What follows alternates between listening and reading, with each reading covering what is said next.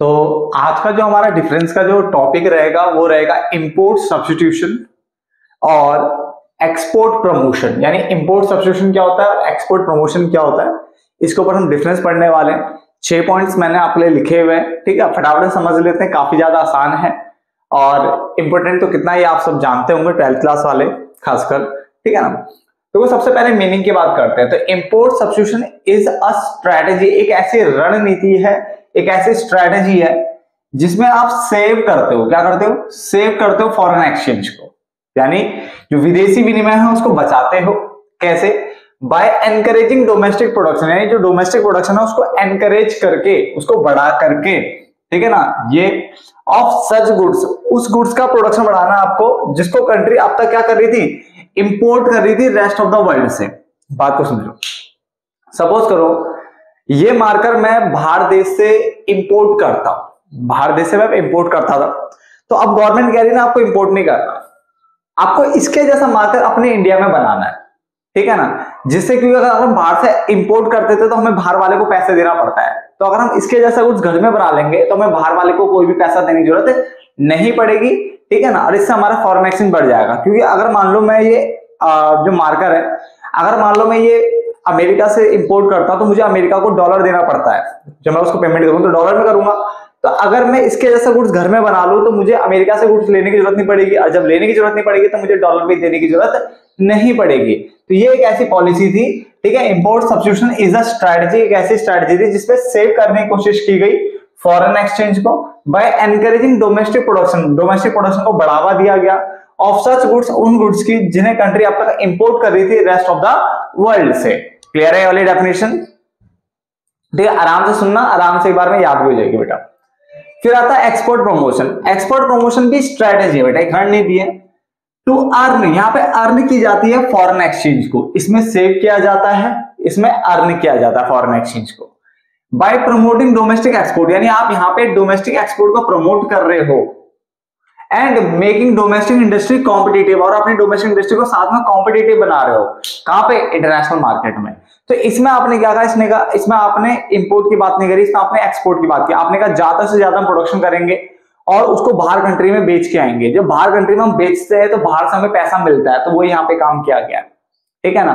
तो export promotion एक ऐसी स्ट्रेटजी है जहां पे अर्न की जाती है फॉरेन एक्सचेंज को, फॉरेन एक्सचेंज को अर्न करने की स्ट्रेटजी है बाय प्रमोटिंग, कैसे प्रमोट करके डोमेस्टिक एक्सपोर्ट को प्रमोट करना और साथ में मेकिंग डोमेस्टिक इंडस्ट्री कॉम्पिटिटिव, और जो डोमेस्टिक इंडस्ट्री उसको कॉम्पिटिटिव बनाना कहां पे, इंटरनेशनल मार्केट में, ताकि हमारी जो इंडस्ट्रीज है वो भी कंपटीशन दे सके बाहर, यानी हमारे जो इंडस्ट्री का जो गुड्स है वो भी कंपटीशन दे सके बाहर वाली इंडस्ट्री के गुड्स को। क्लियर?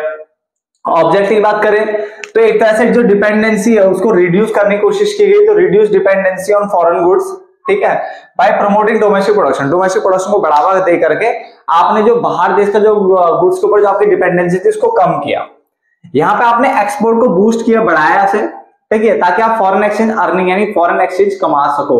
तो 2 पॉइंट को ध्यान से समझना, पहले 2 पॉइंट में पूरा खेल है बेटा, क्या है? और मैं बोलूं तो पहले पॉइंट में मेन रोल, पहला जो पॉइंट है वो प्ले कर रहा है, तो पहला पॉइंट को अच्छे से याद रख लेना कि इंपोर्ट सब्स्टिट्यूशन एक ऐसी स्ट्रेटजी है जहां पे आप सेव करते हो फॉरेन एक्सचेंज को, एक्सपोर्ट प्रमोशन एक ऐसी स्ट्रेटजी जहां पे अर्न करते हो फॉरेन एक्सचेंज को। यहां तक समझ में आ गया? उसके बाद यहाँ पे बाय एनकरेजिंग डोमेस्टिक प्रोडक्शन, यहाँ पर डोमेस्टिक प्रोडक्शन को बढ़ावा दिया उन गुड्स का जिन्हें कंट्री अब तक रेस्ट ऑफ द वर्ल्ड से इंपोर्ट कर रही थी। यहाँ पे आपने डोमेस्टिक एक्सपोर्ट को बढ़ाया, ठीक है ना, और साथ ही साथ डोमेस्टिक इंडस्ट्री को कॉम्पिटिटिव बनाया इन इंटरनेशनल मार्केट। ऐसे याद रख लेना, एस से सेव, यहाँ पे सेव किया जा रहा है, ई से यहाँ पे अर्न किया जा रहा है, ऐसे याद रख लो। क्लियर? ऑब्जेक्टिव डिपेंडेंसी को कम करना फॉरेन गुड्स के ऊपर बाय प्रमोटिंग डोमेस्टिक प्रोडक्शन, यहाँ पे एक्सपोर्ट को बढ़ाया गया ताकि आप अर्निंग कर सको। ये रिलेटेड है बेटा आपका इंपोर्ट से, ये रिलेटेड है आपका एक्सपोर्ट से, सीधी सीधी बात है। Clear? Impact on foreign trade, foreign trade पे अगर हम इंपैक्ट की बात करें तो लीड्स टू रिड्यूस इंपोर्ट, यहाँ पे इंपोर्ट को कम किया गया जिससे ट्रेड में ना इम्बैलेंस देखने को मिला। क्या देखने को मिला? ट्रेड में इम्बैलेंस देखने को मिला यहाँ पे, जबकि इसका जो एम है बेटा वो इंक्रीज करना है एक्सपोर्ट को, और इससे इंप्रूव होता है क्या चीज है, ट्रेड बैलेंस, ट्रेड बैलेंस अच्छा होता है। तो पहले 2 पॉइंट हमने पढ़ लिया, मैं रिपीट भी नहीं कर रहा, उसे कर लिया बहुत बार, ठीक है ना। ये अगले 2 पॉइंट ध्यान देना, ये रिलेटेड है इंपोर्ट से, ये रिलेटेड है एक्सपोर्ट से। इसका जो इम्पैक्ट है फॉरेन ट्रेड पे ये है कि यहां से इससे जो है इंपोर्ट आपका कम होता है और ट्रेड इम्बैलेंस देखने को मिलता है, असंतुलन देखने को मिलेगा यहाँ पे, ठीक है।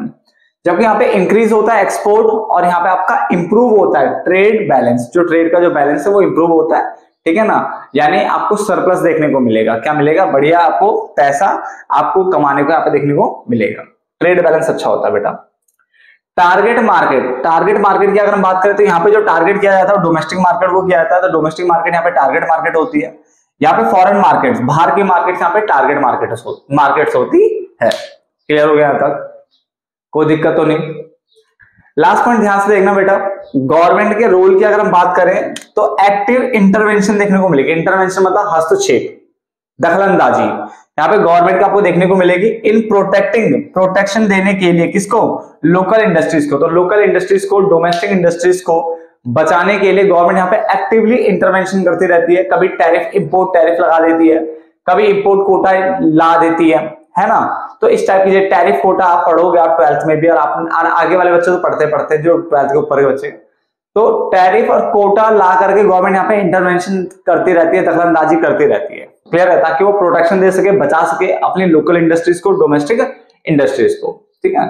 जबकि यहाँ पे इसमें बात करें इधर तो एक्टिव सपोर्ट, यहाँ पे सपोर्ट मिलेगा, ठीक है, फॉर इंडस्ट्रीज टू कम्पीट, ताकि इंडस्ट्री कम्पीट कर सके कहां पे, ग्लोबल मार्केट में। तो यहाँ पे इंडस्ट्री को सपोर्ट करती है गवर्नमेंट, ताकि वो कंपटीशन दे सके किसमें, ग्लोबल मार्केट में, बाहर के इंडस्ट्रीज को, बाहर के प्रोडक्ट को क्या दे सके, कंपटीशन दे सके और अच्छा खासा मुनाफा कमा सके। क्लियर हो गया। तो एक छोटा सा डिफरेंस था जो कि मैंने खत्म कर दिया आपके सामने, ठीक है। मिलेंगे फिर एक नए डिफरेंस में, तब तक के लिए धन्यवाद।